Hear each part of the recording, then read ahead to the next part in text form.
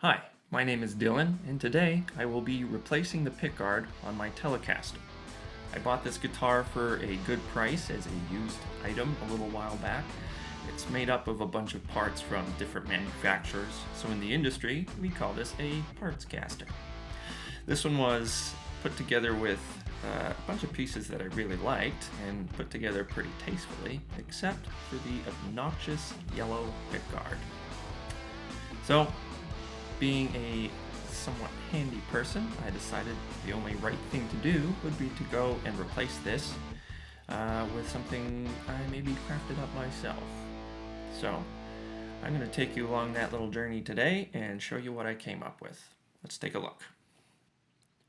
The first thing I'm going to need to do is to gain access to the pickguard by removing the old strings. I use my trusty D'Addario peg winder to speed up the process. Once I've cleared the strings from the tuning pegs, I can go ahead and tighten up the hardware.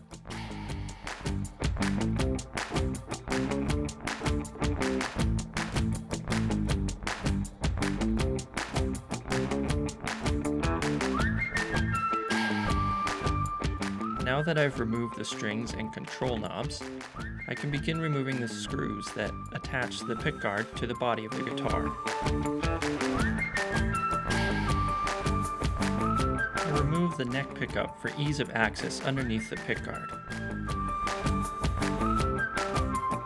While I have the strings off of the guitar, I wanted to take a look underneath the bridge pickup and see exactly what it is that had been installed in this guitar. From there, I removed the remaining pieces of control hardware that were still attached to the pickguard. This is a great time to polish up underneath all the hardware that's typically sitting on the body. I'm going to be making the new pickguard out of clear acrylic, so I take a little time to put down some tape to protect the surface.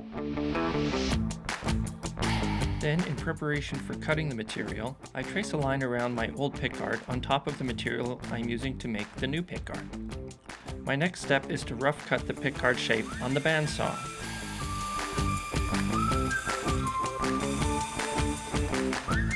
From there, with the old pickguard fastened to the new pickguard as a template, I take it to the belt sander to fine-tune the outline.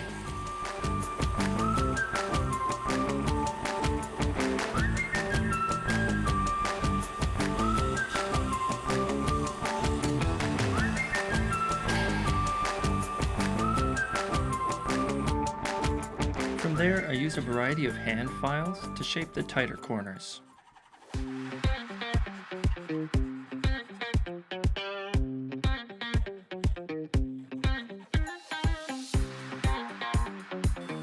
With the template pickguard still attached, I can begin drilling out the holes for the screws.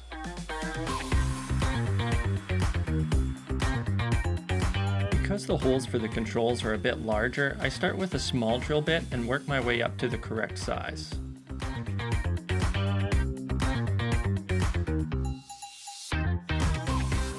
I have to use a hand file to compensate for the drill bit being a little too small.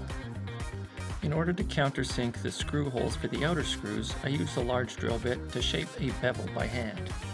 Once I was happy with the shape of the pickguard, I used a marker to color around the edges in preparation for beveling the outer edge. From there, it was time to get back on the belt sander. The idea of the marked edge was to avoid destroying the overall shape of the pickguard as I applied the bevel.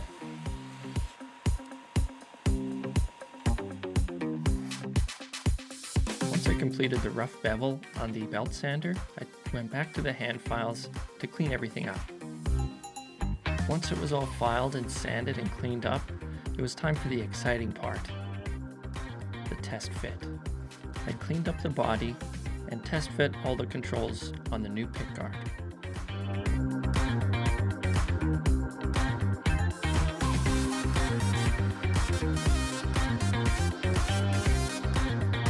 With a clear pickguard like this, it's super important to make sure it's clean underneath before you fasten it to the body. When it comes to screwing things back onto the guitar body, I typically like to use a screwdriver by hand just to avoid over-tightening things and causing damage.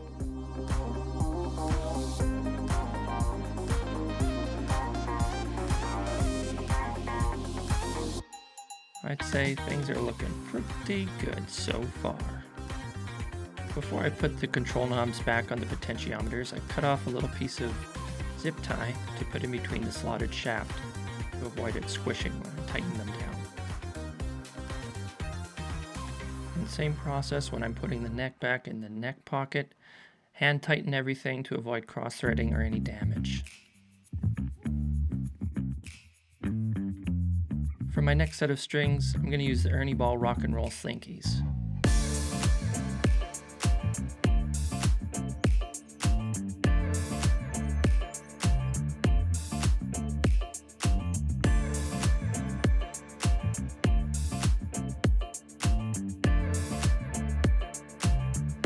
With my fresh set of strings installed, I tune her up. And by golly, it looks like I've done it.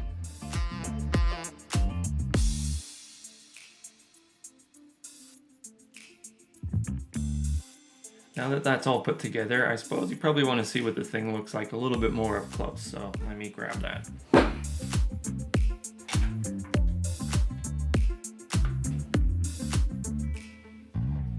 Here she is.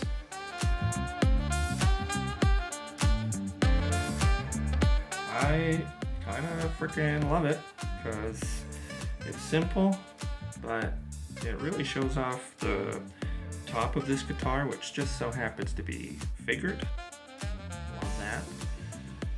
And you can kind of see the innards, which are not much to speak of, but you know, it's just cool to see what goes on the inside. So this is my partscaster with the new homemade clear pickguard. Hope you like it. Thanks for watching.